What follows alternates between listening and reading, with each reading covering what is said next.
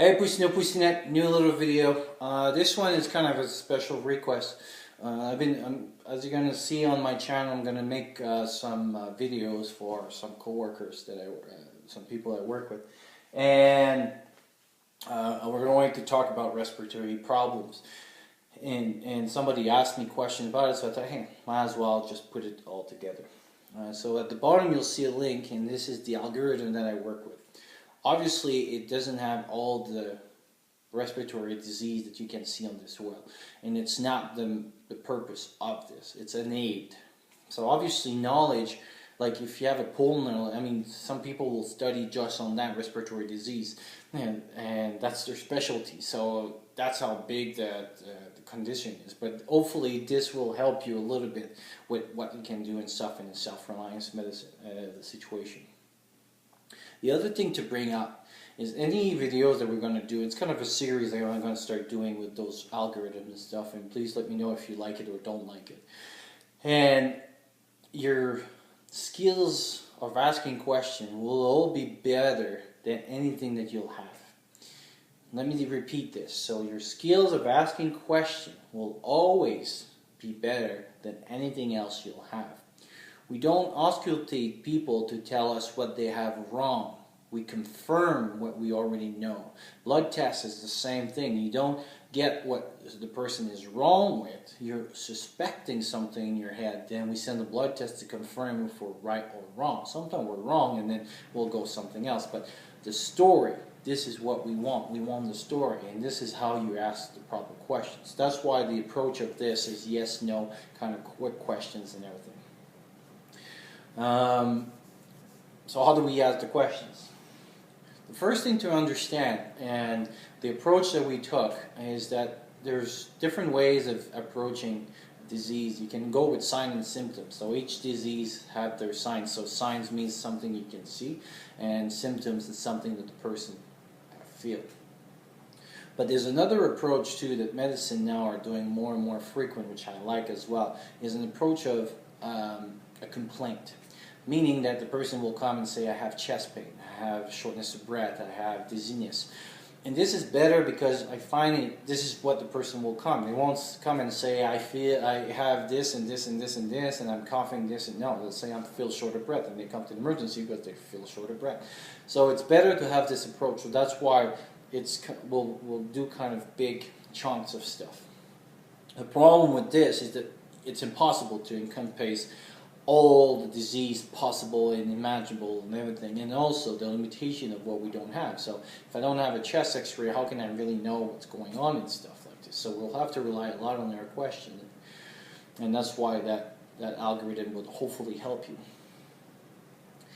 So we'll talk a little bit about things that can help us, and also other stuff that I'll put links in the bottom, but in general, it's asking the right question. And then what to understand is that feeling short of breath doesn't mean that it all comes from your lungs. Yes, that means your lungs are not working properly, but sometimes that's not just the lungs.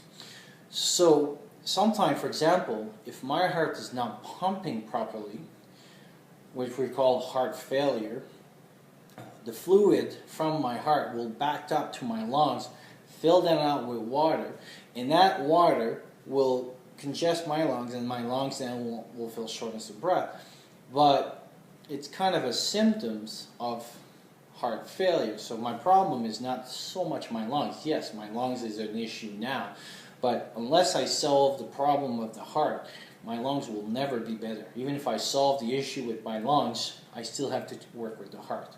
So sometimes some condition will come from somewhere else in the lungs, but will manifest itself through the lungs. Another one too that you'll see, for example, we're talking about if the person's breathing really rapidly. So if you have a person, for example, who comes and she's like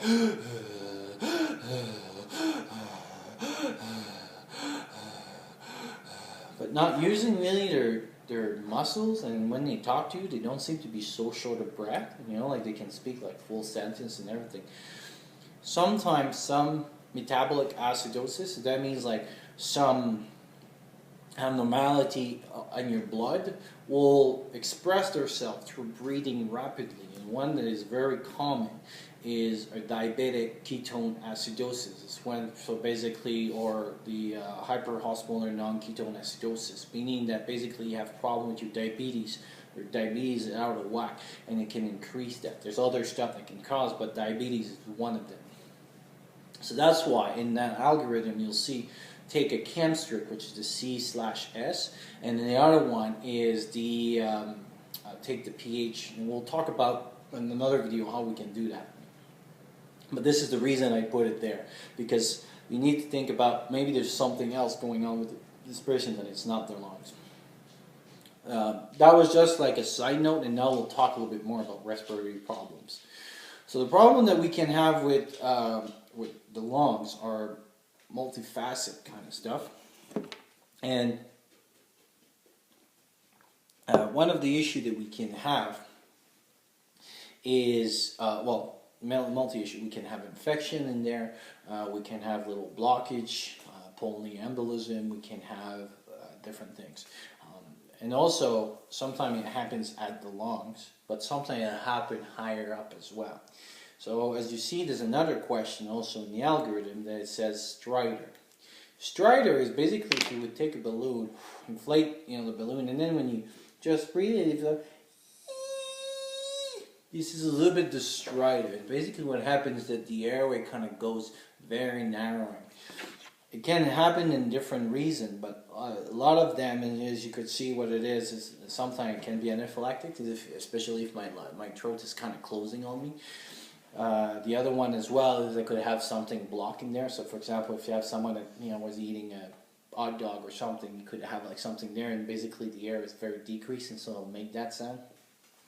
And the person will still be kind of, more than short of breath at this point, but it could be still whatever the issue is. So you may want to check that out as well.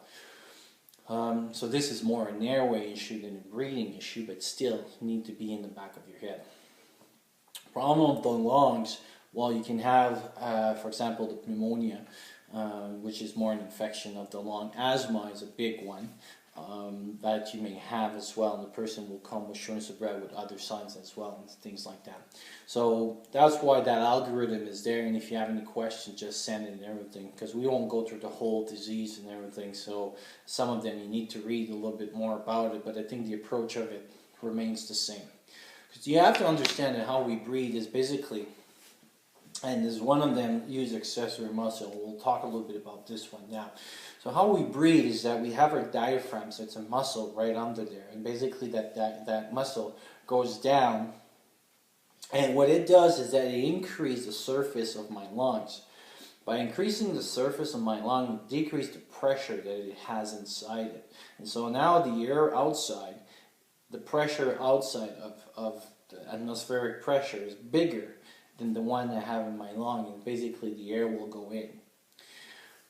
Then when I want to breathe out, the diaphragm will push in, decrease that surface, increase the pressure, and now the pressure is stronger here than here, and so now the air will come out. Breathe in, breathe out. So it's all a question of pressure. So a lot of time if you feel short of breath, what you're going to start doing is what we call use accessory muscle. And why we call them accessory muscle? And we're saying diaphragm is a muscle. So what happens is that now the whole chest is trying to just be as big as they can, because they want as much surface to take the biggest deep breath that you ever took. And how you're going to do this? You're going to try to make your chest look bigger. So basically you got to lose your muscles that are at your all around your side of your chest over here. You'll sometimes use to try, and again, depends on how bad you are in your thing. You'll try to use your muscles in your neck. You'll also try to use over here to try, literally, to just open the air up. And sometimes, even when you're and we're talking like now, really, really towards the end, you do what we call the bubble head, and basically you'll just every air bubble, you're just moving your high up, and basically what you're trying to do is again pull this up, but also create a certain pressure inside of your lungs so that the air kind of open up those alveoli. And when you start seeing this, that you're pretty much sure that it's a respiratory issue and that there's something you need to do about it.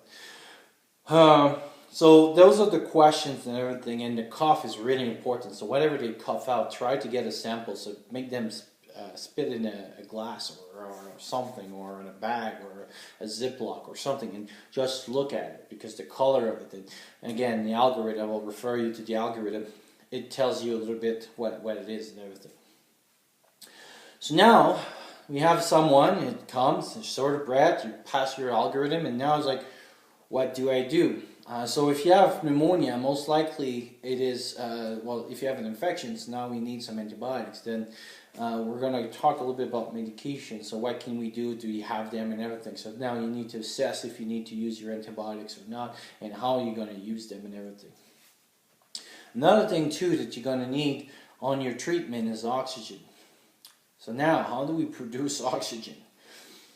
Well, the problem is that when the EMS, so Emergency Medical Service, goes to your house, they have those little tanks, and it's perfect and everything. But in a situation where basically you're by yourself and you cannot replenish, those little tanks will last, depending on how you turn them off, but they won't last like, I think the maximum you could do at 2 liters a minute. So basically, that's the quantity of air that comes out of the bottle, would be maybe like 45 minutes. If not, I don't remember the numbers, but it's not. We're not talking about days. We're talking about hours here. So, how can we, like, do you make a supply of this? And my answer would be probably not, because the problem is, it's a lot, it's heavy, and you need to keep it in, and you need to maintain it, and it's very complicated. So another solution, and I'll put the link below, it would be a air concentrator. And basically, as long as you have some electricity and everything, especially if you have in your group some people with asthma, COPD, or any respiratory disease and everything, it would be a good thing. You cannot produce high concentration of oxygen, but it can produce enough oxygen that, I mean, people go by with those things. Some of them are pretty portable, so that would be a good supplement and everything. The other thing too is, for example, saturation. Saturation is limited, so you have to, if you're going to use this, you have to understand the technology of it. So for example, if my hands are cold, or if I lost a lot of blood and things like that, those things can be inaccurate. So if you're going to use it, basically what it does is that it gives you a number on 100%, so you'll see 96, 100, or whatever. So 100% is 100%. The limitation of those things, like I said, is that, but as you can see, I mean, they're pretty small and pretty compact, and this is the one I carry in the wilderness medicine. I mean, they can provide you some information, so could be a consideration, and they're only about $100, and probably on eBay you could get them like cheaper, but this was a brand new one for $100. So as you can see, I mean, it's pretty robust and everything, and it works with a battery, so it's pretty good.